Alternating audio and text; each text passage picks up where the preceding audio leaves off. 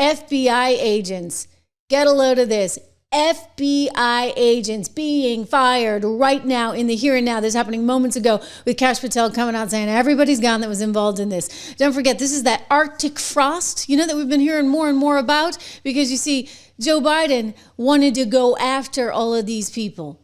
Joe Biden's FBI was a big, big problem. It was a holdover from the Obama days FBI. And you have Kash Patel coming out saying on X, transparency is important, accountability is critical. We promise both, and this is what promises kept looks like. We terminated employees. We abolished the weaponized CR-15 squad, as it was known, and we initiated an ongoing investigation into more accountability measures ahead. Dan Bongino replying to the Post and echoing Kash Patel's message, writing, quote, "We promised you transparency and accountability. We will continue on those promises. You deserve better. You better believe everyone deserves better, including the poor senators that got tapped by this guy, Jack Smith. You're looking at him on the screen.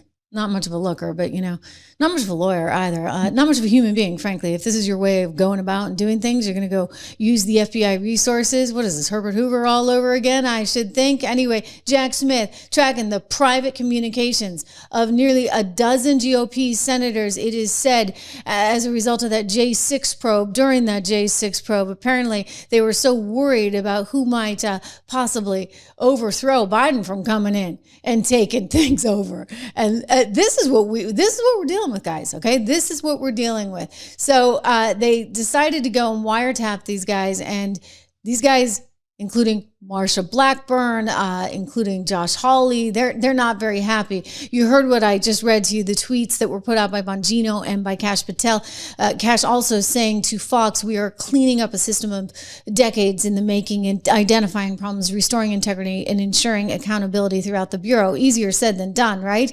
Again, tracking communications calls of nearly a dozen GOP senators during the J6 probe. According to the FBI, Dan Bongino actually briefed all of those people, Lindsey Graham, Josh Hawley, Ron Johnson, Marsha Blackburn, and more late yesterday. And now heads are rolling. As I said moments ago, firings made. Okay, so they're getting rid of this, what is it called? The CR-15 squad. They're getting rid of all these people that participated in this so-called Arctic frost. There's the memo from the FBI. This came up, and believe me, Hawley's mad. He's really mad. Josh Hawley, they're all mad. Loomis is mad. Blackburn's mad. Everybody's mad. I mean, what a violation of your privacy, a violation of your constitutional rights. So listen to me and listen very clearly. You know what? There's going to be prosecution that follows. There has to be. So you've just discovered that the FBI is illegally spying on senators. How can that happen? How can they do that? There's got to be repercussions, and that's what's coming next. And Pam Bondi promised as much. Let's listen in. Manner of things and the current president. I've also heard them said, and I just wrote it down because I wanted to be sure I heard it correctly. I've heard them say that Joe Biden never targeted his political enemies. Joe Biden never directed his attorney general to target his political opponents.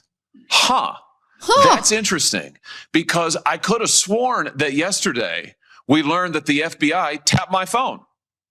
What do you know? Let's look at it.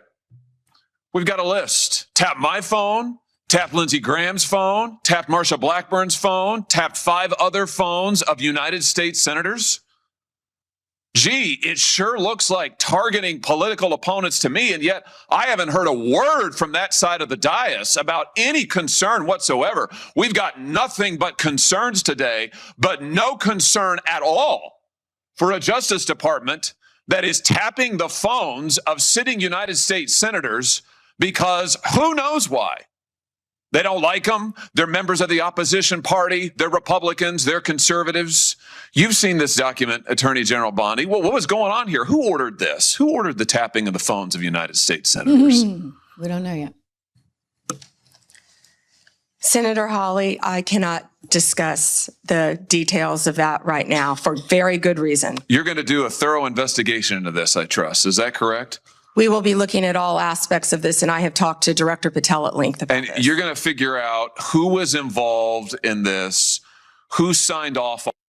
They tried to take us down. I mean, one of you guys was pointing that out. They sure as heck did. But you know what? You can't take us down. This is the American people you're talking about. And that's one of the reasons Donald Trump is back in office. He's got to clean the place up. And that's what Kash has got to do. And that's what Bongino has got to do.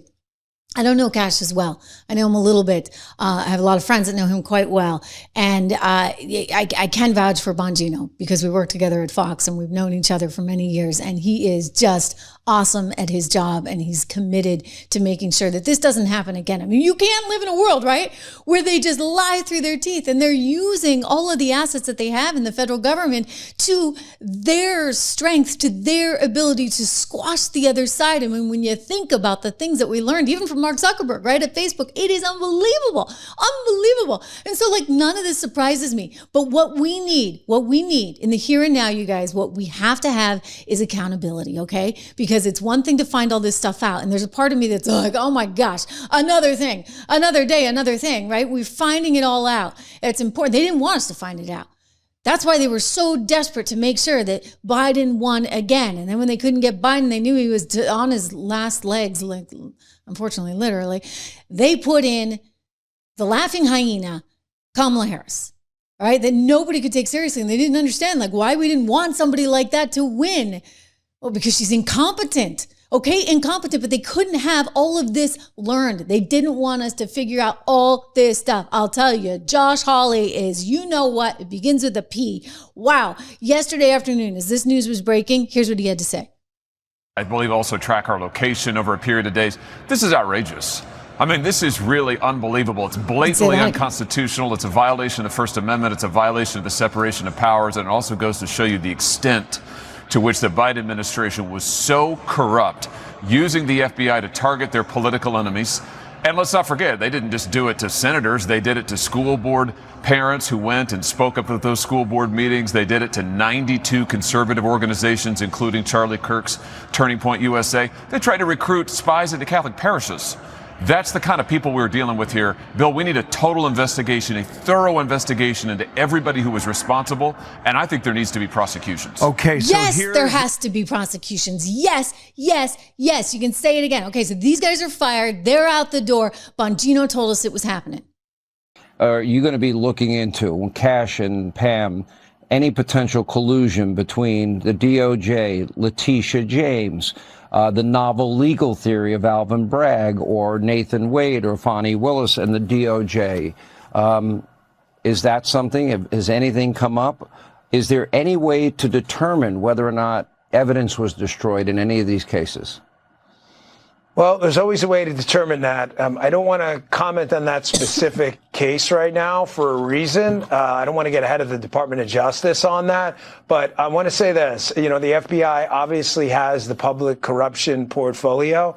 And yes, if you are a corrupt politician out there, if you are engaged in behavior, you know what you're doing, we're going to find you. I promise. No one is going to get off. The days of selecting and putting your, partisan bias on and taking care of your friends, those days are over. Those days are over. Those days are over, indeed. This is why they're cleaning it all up, okay? This is why he says we are cleaning up a system that was decades in the making. I mean, I'm going to go all the way back to Barack Obama. I mean, considering what Tulsi has revealed, right, about Barack Obama and Arctic frost and this entire op that they put into place after they found out Hillary Clinton, shocker, didn't win the election. And then they had to blame it all on the Russians, even though they knew that that was not the truth, but they spun it anyway.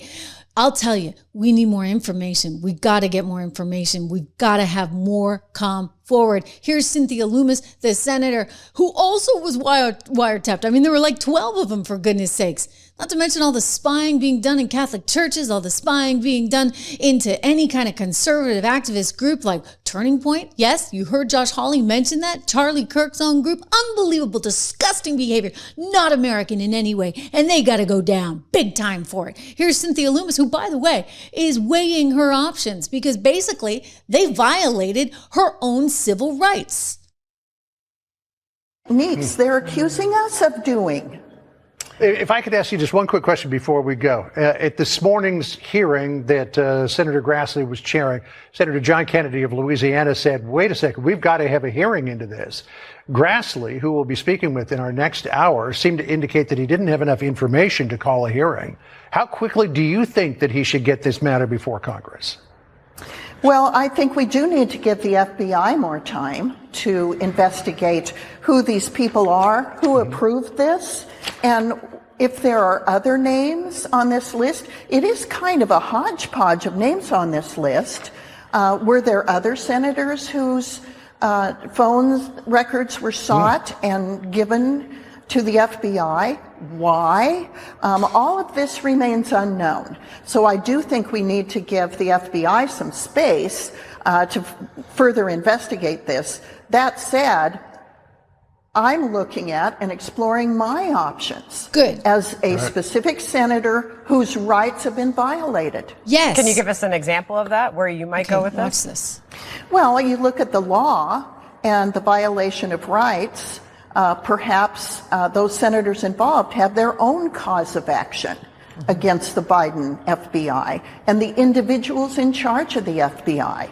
Could they be held liable criminally, civilly? We need to explore all those options. All right. Well, this is a big onion, and it's going to get peeled back layer by layer, I'm sure. Wow. Okay, so I'm going to give the Senator, short good answer have you to on the that. program for the first time. Yes. Really appreciate Thank seeing you, Senator. Thanks, Yes. John. Thanks, Sandra. All right. They're still talking. They're still talking. Anyway, the short answer to Senator Loomis's question about whether or not anybody can be held liable criminally, civilly and criminally, absolutely yes. Again, this is the FBI document that she was citing. And let me just say, she's got some room to run here, because we're talking about violations of the Wiretap Act, 18 U.S.C. 2511. Okay, this prohibits intercepting communications without consent. You can't just like wiretap somebody's phone, right? You can't, okay? You get the Computer Fraud and Abuse Act. This is 18 USC 1030 if hacking or unauthorized access was involved. So again, there, state privacy and eavesdropping laws often carry civil and criminal penalties. In other words, this is criminal style activity. It's one thing to fire them. I want them all sued. I want them all paying some serious prices. And it's not just like the peons that are doing the work, okay? It's not just the FBI agents that are being directed by Jack Smith. It's like, who's giving these orders at the very top? Who was actually responsible? And so these are the right questions to be asking. I'm telling you, there are criminal charges. There are civil charges that can come forward with, and hey, you know, you got an indictment guy over there, James Comey, who's sweating bullets, as well as the rest of them. Did you hear Brennan the other day? I played you guys that sound on MSNBC. He's like, I didn't do anything wrong. I didn't do anything wrong. They can't come after me. Yeah, right. You guys all did something wrong. You conspired together. I'm thinking Rico. I mean, you tried to go after him with Rico. He's going to go right back at you. You got Comey out there before the election. What was this, February? And he was trying to beg everybody not to vote for Donald Trump. Why? Oh, because they would discover this. Exactly what we're looking at right now. When you think about a second Trump administration, what do you think the implications would be for the FBI? Oh, serious. For the Justice Department and the FBI, because Trump is coming for those institutions. He knows their power, and I think he has regrets that he didn't work hard enough to corrupt them last time. So he's coming for them, and that's a danger for all Americans. He's going to put people in positions in those organizations. He didn't have all-stars the last time. He'll have the bottom of the barrel this time. But people who will want to do his will, and that should worry every American. This election matters because... You know what should worry really and truly every American is if you guys had stayed in power. Okay, so I want to share with you what Trump put out on Truth Social today. He wrote, and I quote, "Deranged Jack Smith got caught with his hand in the cookie jar. A real sleazebag." A real sleazebag. I mean, we got sleaze city everywhere, whether we're talking about Comey, whether we're talking about Brennan, whether we're talking about the team that put the 51X spooks together to go and say, oh, no, that's just Russian misinformation fed to you courtesy of Rudy Giuliani. That laptop, that's not real, except it was, and the FBI was investigating it, and they knew all that, but they told you otherwise. They knew that the lab in Wuhan, China was doing gain-of-function research, but did they tell you that? No, they actually put people in timeouts that dared to even talk about these things. I mean, these people did some bad stuff. I mean, the difference, perhaps, Donald Trump gets out there and he says Letitia James is awful or Jack Smith is a sleazebag, and he goes after them sort of head to head, right? These people were all behind the scenes, manipulating things however they could, calling up their Columbia University professor friends when they wanted to leak something to the press, just like James Comey did. Watch. Director Comey, have you ever been an anonymous source in news reports about matters relating to the Trump investigation or the Clinton investigation? Never. Have you ever authorized someone else at the FBI to be an anonymous source in news reports about the Trump investigation or the Clinton investigation? No. I needed to get that out into the public square. And so I asked a friend of mine to share the content of the memo with a reporter. Didn't do it myself for a variety of reasons, but I asked him to because I thought that might prompt the appointment of a special counsel. You see how they were using the media behind the scenes. By the way, that was his Columbia University friend who had a friend in the upper echelons of the print media in the good old USA of America. Meanwhile, he got on there and he seemingly, I mean, if you ask me, it sounds like he's kind of lying or trying to massage the truth in a pretty desperate way to one Senator Ted Cruz. This is what's going to take the guy down. To another topic. On May 3rd, 2017, in this committee, Chairman Grassley asked you point blank, quote, have you ever been an anonymous source in news reports about matters relating to... I don't know if you guys can hear that well. The audio is a little bit tricky, but he's asking, have you ever been an anonymous source in news reports? And then he goes on to say no, and the contention is that he is lying to Congress. So again, the effort right now is to clean up the FBI. The effort right now is to make sure that people are held accountable. A dozen Republican senators had their phones wiretapped as part of his investigation into January 6th. So you got Jack Smith, who said, okay, I'm doing this investigation. An investigation, I should mind you, that went nowhere, okay? Absolutely, positively nowhere. But somehow he thought that it was worthwhile to wiretap. Did he get a FISA warrant for these things? I don't think so. I think somehow he just decided to tap them all. And for that, this guy's going to go down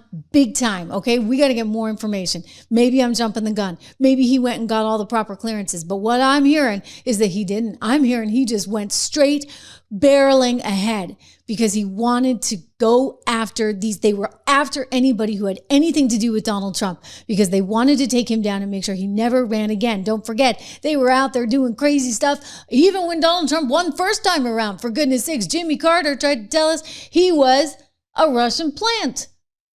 There's no doubt that the Russians did interfere in the election. And I think the interference, although not yet quantified, if fully investigated, would show that Trump didn't actually win the election in 2016. He lost the election, and he was put into office because the Russians interfered on his behalf. So do you believe President Trump is an illegitimate president? Oh, they think this is funny. Based on what I just said, which I can't retract. Funny stuff. Yeah, really, really funny, guys. You know, you got to go a long time back in history to see anybody trying to suggest what they were suggesting about the election. Really, really, really far back. And you never had a sitting president doing that. So what they did was truly damaging to the American brand, to the American psyche, and they need to pay the price. And this is why the American public did. No matter what Kamala tries to say, she's trying, it was a close election. It was the closest election of the 21st century. She literally said that yesterday. We wonder if she had a few popping backstage before getting out and saying that kind of, you know what, because I'll tell you, anyone with half a brain knows you weren't even close, Kamala Harris. And by the way, 2000 might be, shall we say, the closest election in the 21st century, hanging chads and all.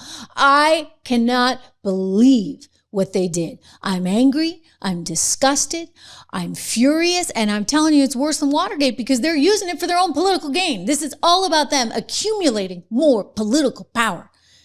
And what's beautiful about all of it is that it got them nowhere because we see through it, all of it.